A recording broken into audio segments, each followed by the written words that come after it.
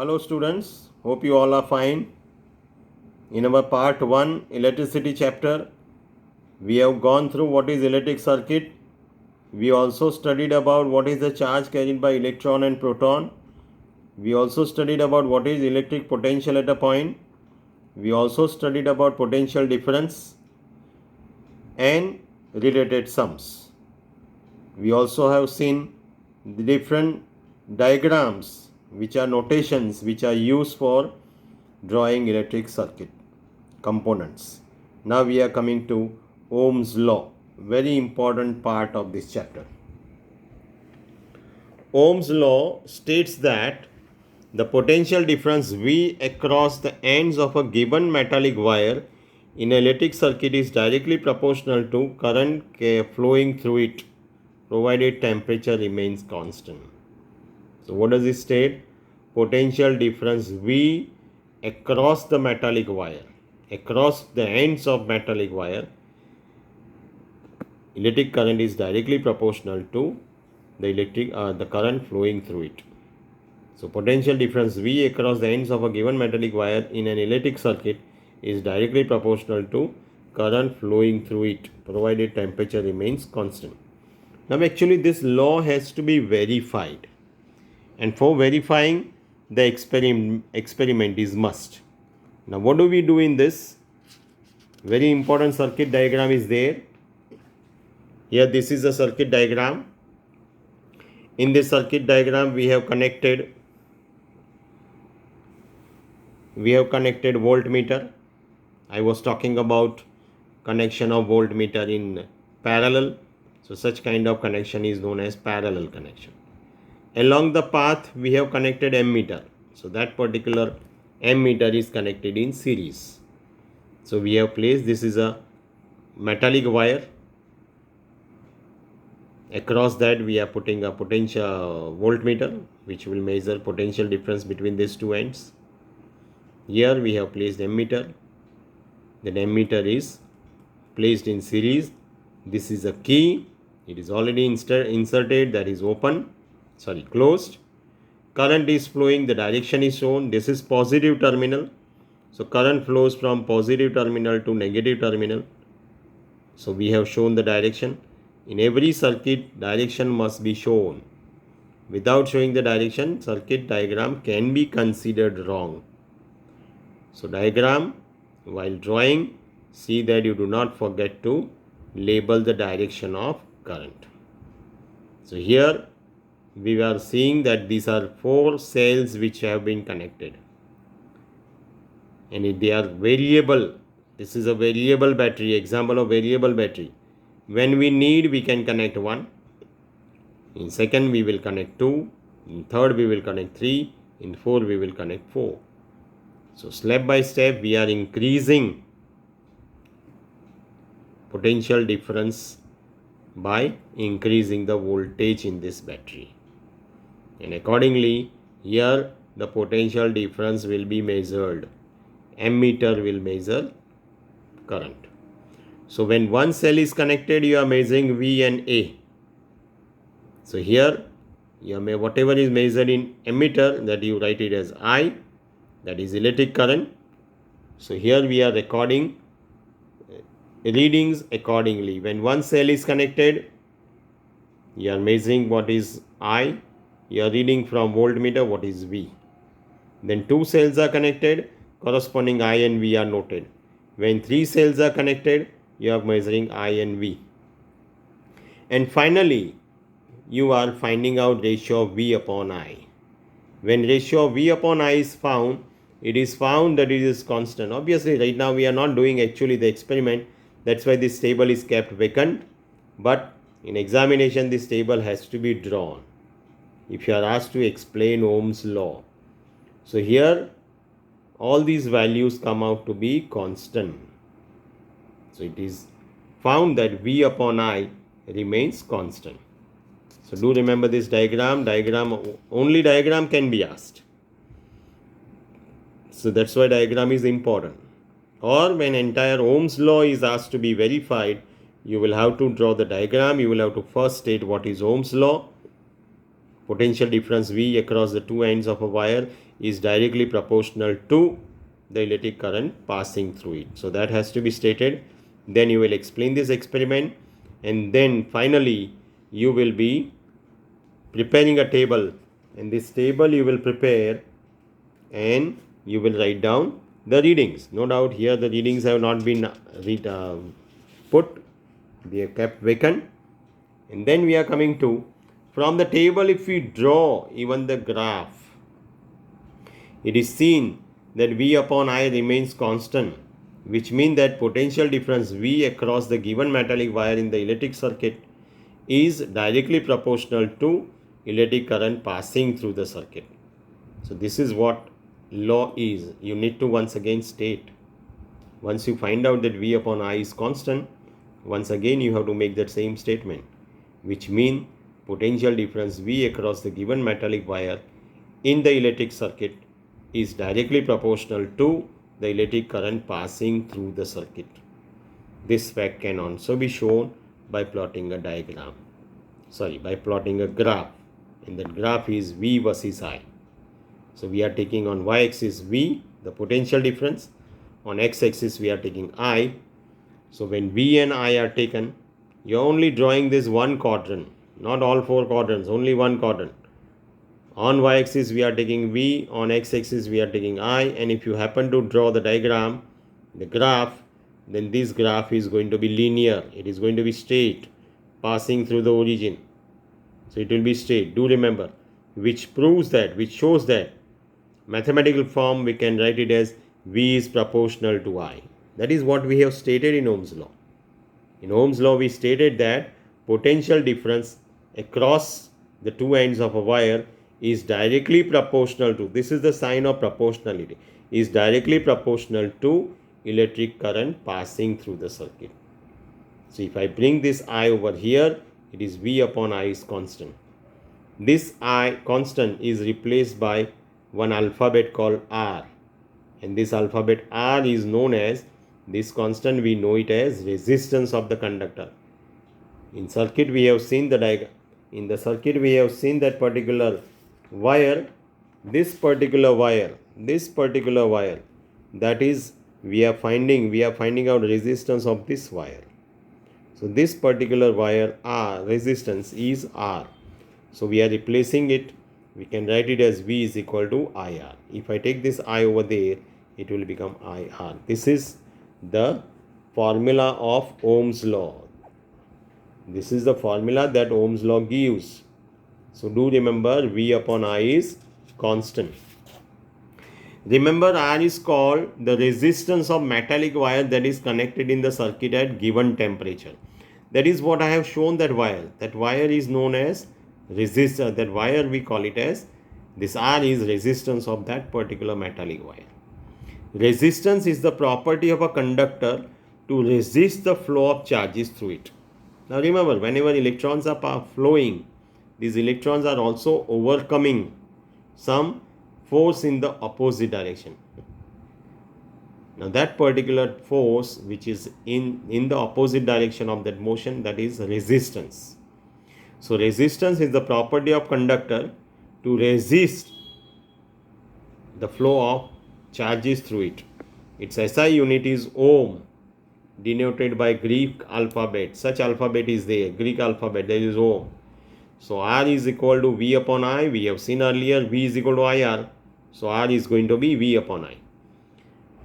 Now remember, what is 1 ohm? You might be asked. If the potential difference across the two ends of a conductor is 1 volt and the current through it is 1 ampere, then the resistance R of the conductor is said to be 1 ohm. So what is it?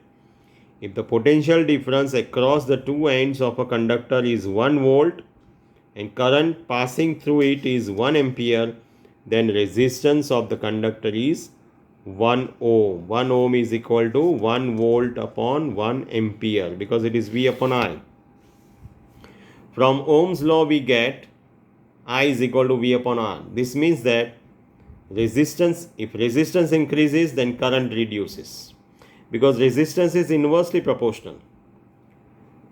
Current is in direct proportion to V, but it is in inverse proportion to R.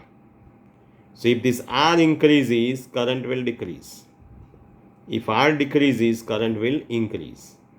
So this means the resistance increases, then the current reduces in the circuit. That is, current is inversely proportional to resistance. I hope you know what is inverse proportion and direct proportion.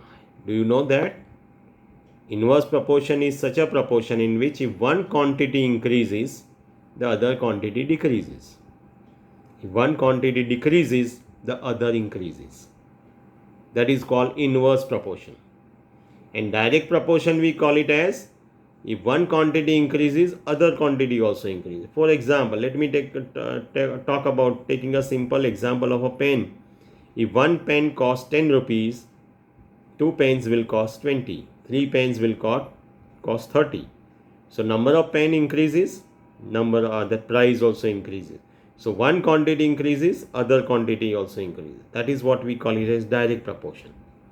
Indirect proportion, as I said, if one quantity increases, the other quantity decreases. That is what I am telling here. When I say R increases, current decreases. If R decreases, current increases. That is inverse proportion.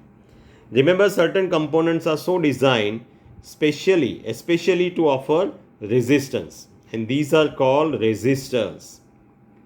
Because in electric circuit, sometimes we need to allow more current to pass, we need to allow less current to pass. So depending upon the amount of the current we want to allow it to pass, certain components are so designed to offer resistance accordingly. And that's why such components we call them as resistors. On the basis of this, let us talk about conductor and insulator. This you already know what are conductors. Those substances which allow current to pass through them and offer less resistance are called conductors. For example, that example you need to find out. That's why I put dot. That examples you will have to think about that what are conductors. Do you know wood is a conductor or bad conductor? Do remember, think about. Iron rod, good conductor or bad conductor? Iron rod is good conductor. Okay. Green wood, that is good conductor. But if it is dry, it is bad conductor. So do remember. Insulator, those substances which do not allow current to pass through. Those substances which do not allow current to pass through, they are known as insulators. Insulators offer infinite resistance. Do remember. There is a table in the textbook. Think about the table. See, we are going to discuss about it after this particular discussion. Factors on which the resistance of a current depend. Factors on which resistance of a conductor depend. Now see the diagram. The diagram is actually activity 12.3 in your book on page number 206. Similar such diagram I have drawn. It is a simple circuit diagram. There are two ends A and B which I have placed, and there is a gap. In this gap, once we will place 1, 2, 3 and 4 one by one. Now distinctly I have drawn even this diagram. These are two rods. They are of equal thickness, but length is different. These are 3 and 4. They are the rods of same length, but their thickness is different. So here we are going to find out in what manner the changes are taking place when we place 1, 2, 3, 4, these 4 rods in that gap A and B. Complete the circuit as shown above.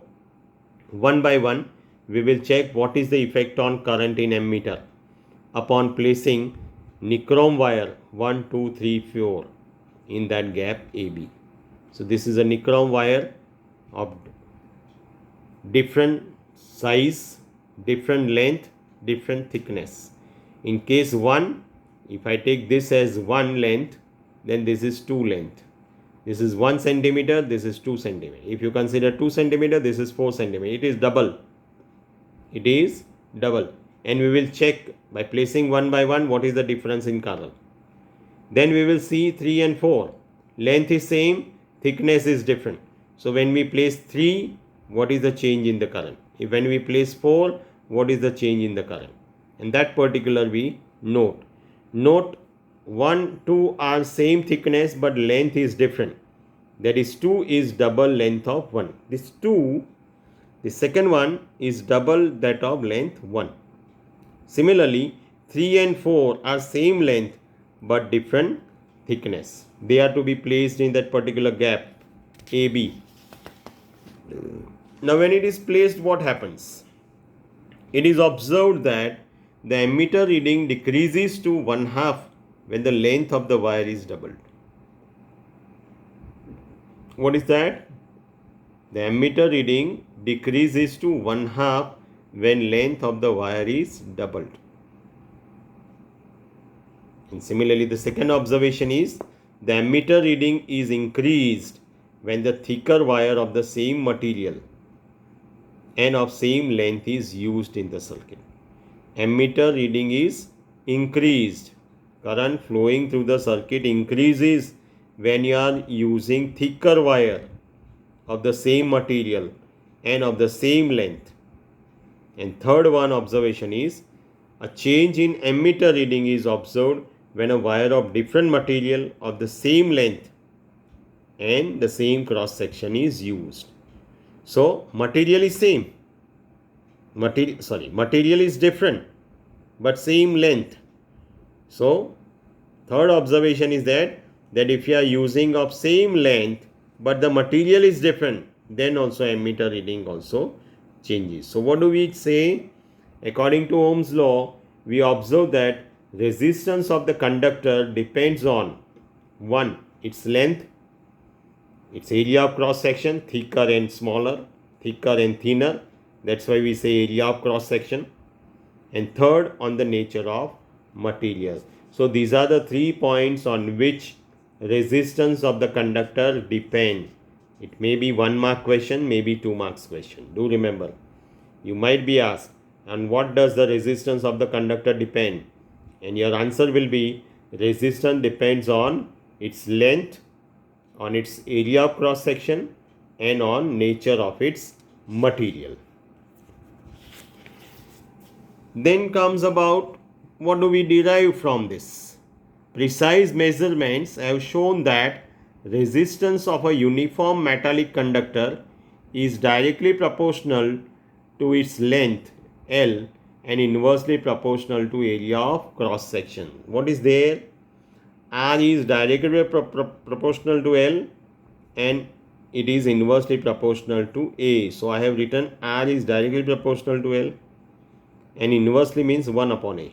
This is 1 upon A. So resistance of a conductor is directly in proportion with length and inversely proportional with cross section, area of cross section. So if we combine these two results, we get R is proportional to L by A. Now as you know, in order to remove the proportionality sign, we always place a constant, and here we are using a constant rho. The sign is different in the textbook, but in old textbook this was the sign. Nothing wrong even if you put this particular sign, it will do. So R is equal to rho L by A, where rho is constant of proportionality and is called the electrical resistivity of the material of the conductor. You might be asked to derive this, do remember. And from here we can also have the formula to find out what is rho. So here I am coming next to that point only. The SI unit of resistivity of material is ohm meter.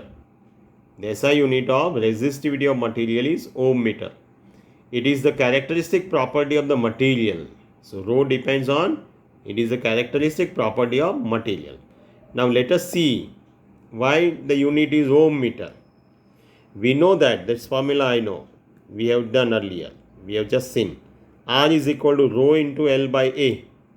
So when I want to find out area, when I want to find out formula of rho will be, A will go there, so it will be R into A and L will come in the denominator. So we have rho is equal to R into A upon L. Now R is measured in ohm, area of cross section is measured in meter square because area is meter into meter, meter square, and length is measured in meter. So 1 meter gets cancelled from the numerator. We are left with ohm meter. This is how the unit of resistivity of the material, rho, is ohm meter. So SI unit of rho is ohm meter. Do remember, you might be asked even the unit. Then comes about, now earlier we have already seen what are insulators and conductors. Now on the basis of this particular rho resistivity of the material, we are talking about why insulators and conductors.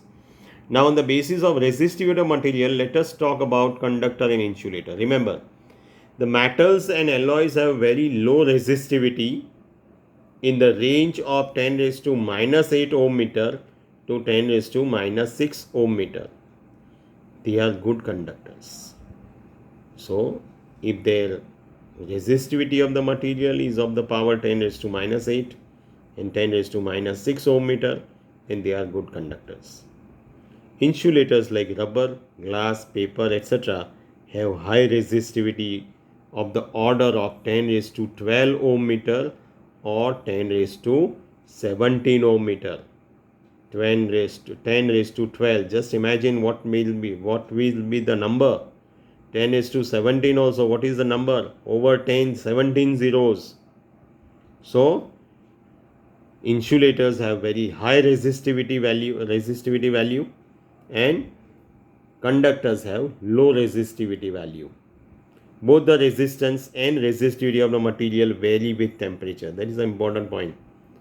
Both resistance and resistivity of the material vary with the temperature.